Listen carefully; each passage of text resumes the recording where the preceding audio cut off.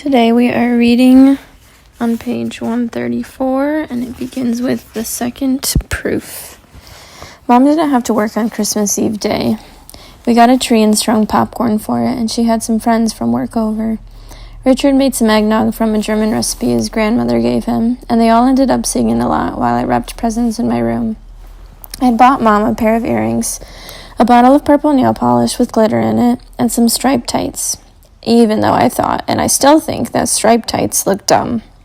I got Richard an erasable pen from Gold's. On Christmas morning, we opened presents first thing after Mom made coffee, like always. I got some good stuff, a beaded bracelet, a portable radio, a fancy journal to write in with clouds on the cover, a sweater, and a tin of these really crispy ginger cookies I love from a bakery near Mom and Dad Richard's office.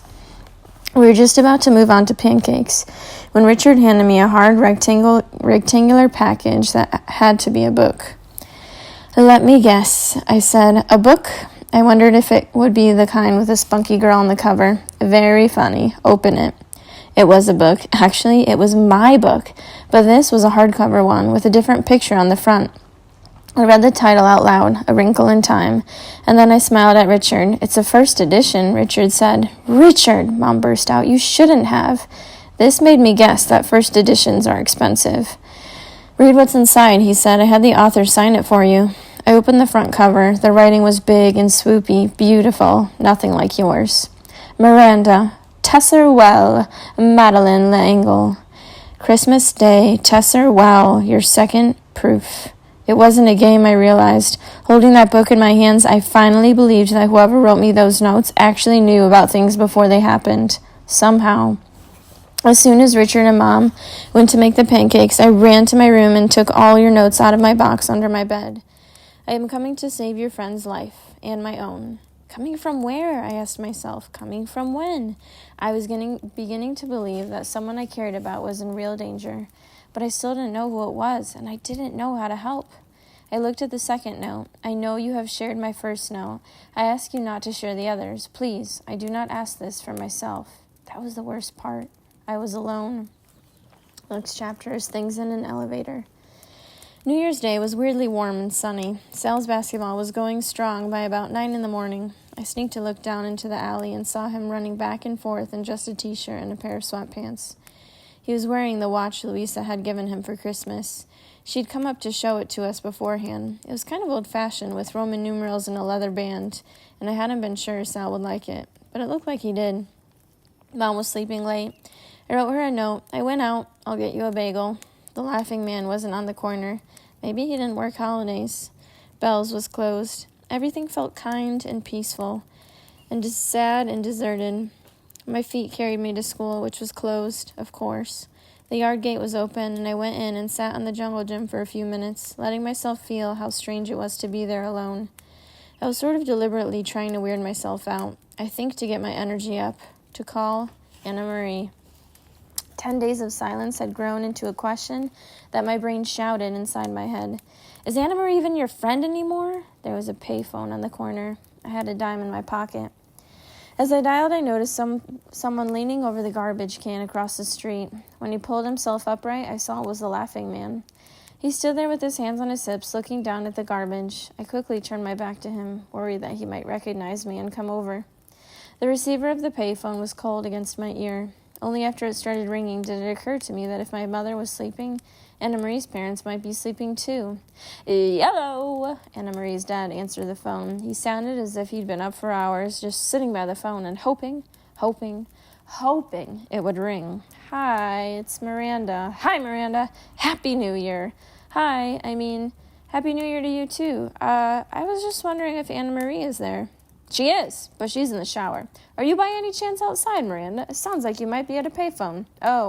Yeah, I am actually. In the neighborhood?" Yeah, I'm right by school." "Well, come on over. I'm pouring you some orange juice right now." Okay. And you can surprise Anna Marie." Would I ever? I walked up the hill where the sunlight seemed to touch everything like it was a hyper kid running all over a toy store. It bounced off the dirty metal lampposts, the shiny brass awning posts, and even the sunglasses of a woman walking her dogs with a cup of coffee in one hand. Everything shined. "Miss Miranda, Happy New Year."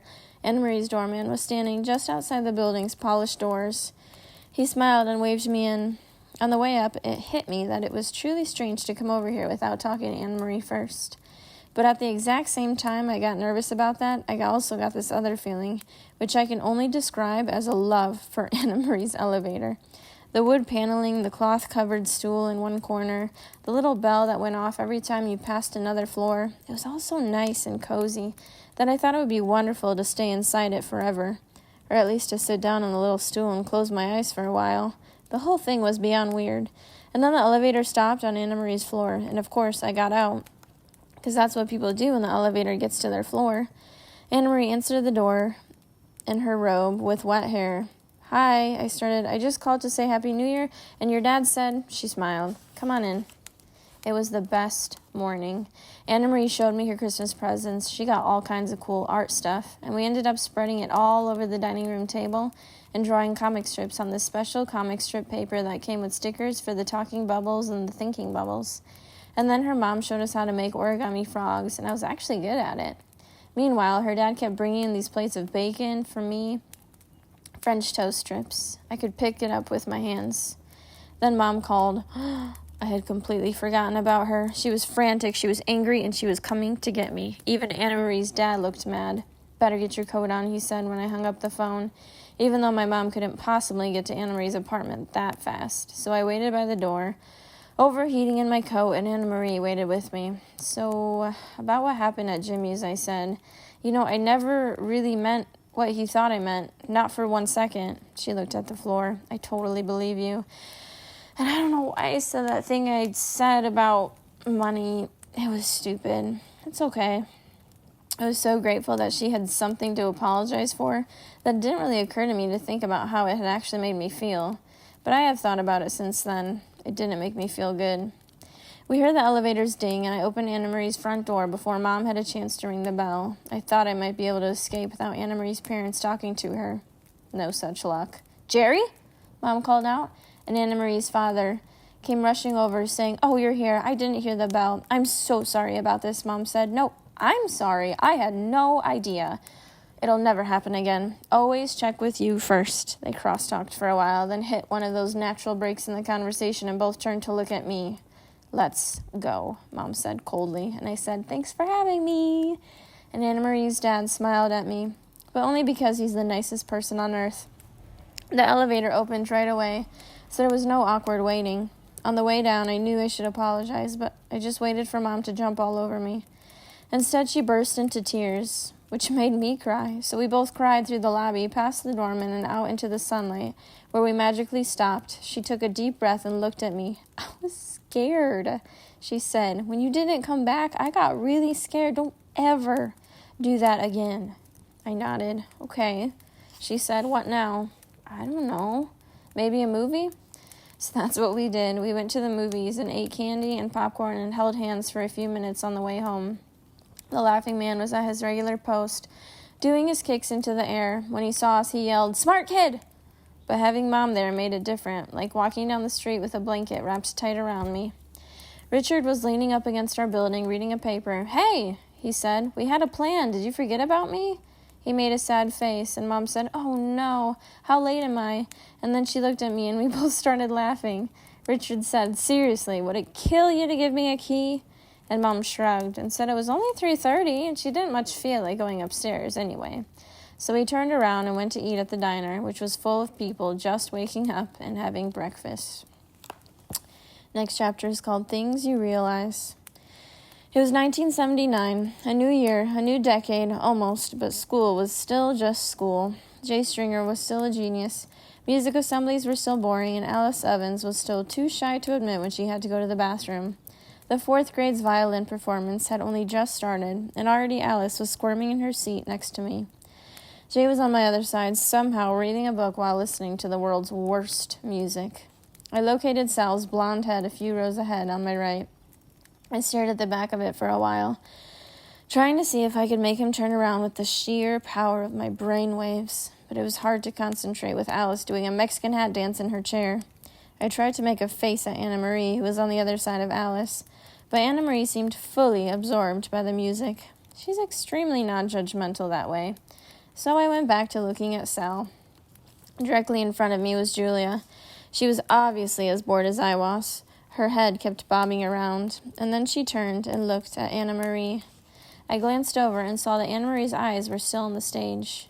Julia watched Anna Marie, and I watched Julia watching Anna Marie, and what I saw were eyes that were 60% cocoa chocolate, a face that was café à l'autre, and an expression that was so familiar it made my whole body ring like a bell. Julia's look was my look, my looking at Sal, and suddenly I knew 3 things. First, it was Julia who had left the rose for Anna Marie. Second, Julia cared about Anna Marie, but Anna Marie didn't see it, because I was standing in the way. Third, Alice Evans was about to pee in her pants. I turned to Alice. "Hey," I said, "I have to go to the bathroom. Be my partner?" Sometimes you never feel meaner than the moment you stop being mean. It's like how turning on a light makes you realize how dark the room had gotten, and the way you usually act, the things you would have normally done, are like these ghosts that everyone can see but pretends not to. It was like that when I asked Alice Evans to be my bathroom partner. I wasn't one of the girls who tortured her on purpose, but I had never lifted a finger to help her before, or even spent 1 minute being nice to her. She stopped squirming and looked at me suspiciously. "You have to go?" she said. "Really?" "Yeah." And in that moment, I wanted nothing as much as I wanted Alice to feel safe with me. Really. I leaned forward in my seat and waved my arm up and down so that Mr. Tompkin turned to look at me from his seat at the end of the row. And I spoke over the laps of Jay Stringer and Colin, who were sitting between us. "I have to go to the bathroom." Those words felt like some kind of sacrifice, a precious offering to the universe. I didn't know why, but Julia's look had given me this total determination to get Alice Evans to the bathroom before she wet herself. "Now?" Mr. Tompkin whispered. "Please?" He rolled his eyes. "Ugh, fine." Mr. Tompkin tilted his knees to one side to let us pass, and Jay Stringer and Colin put their heads together, and then Jay laughed. My mind processed that if Jay was the one who'd laughed, then Colin was the one who'd made the joke. A joke about me, maybe. I grabbed Alice's hand and pulled her after me, and then we were running up the aisle. Next chapter is Things You Beg For. As soon as Alice went to the bathroom, I ran down the hall toward the office. There were so many things I wanted to do, but couldn't. Like hug my mom, or be jealous of Anna Marie, and I didn't want this to become one of them, but I had to work fast. "Miranda?" Wheelie looked up at me doubtfully. "Aren't you supposed to be in assembly?" "Yes, I am in assembly. I was. I'm going right back. Alice is in the bathroom. Can I have a piece of paper?" "No, ma'am. I don't have paper to be just given away. Please, just a little piece, a quarter of a piece. If I didn't do this now, I never would." Wheelie sighed. Then, still in her chair, she kicked her way over to the next desk, where there was one of those pink message pads. She ripped off the top sheet, folded it again, and then carefully ripped the paper along the first fold, and then along the second fold. "Hurry," my brain said, "hurry." "Here." She held out a quarter of a pink message slip and looked at me with a face that said, "I hope you won't be coming around here looking for another handout anytime soon." I picked up a pen from the counter and scribbled on the little pink square. "I thought you left me." Alice was standing in front of the bathroom looking all wounded. "Me?" I said. "No way." She smiled. People seemed to like the new me. We squeezed past into our front row, past Colin and Jay Stringer, who whispered and laughed again. Anna Marie leaned forward and gave me a "where were you" shrug. I mouthed "bathroom," and she nodded and settled back again. I folded my pink square a couple of times. Then I leaned forward and dropped the note into Julia's lap. I hadn't had much time. It was just the one word, truce, and underneath it, I'd written my phone number. The next chapter is called Things That Turn Upside Down.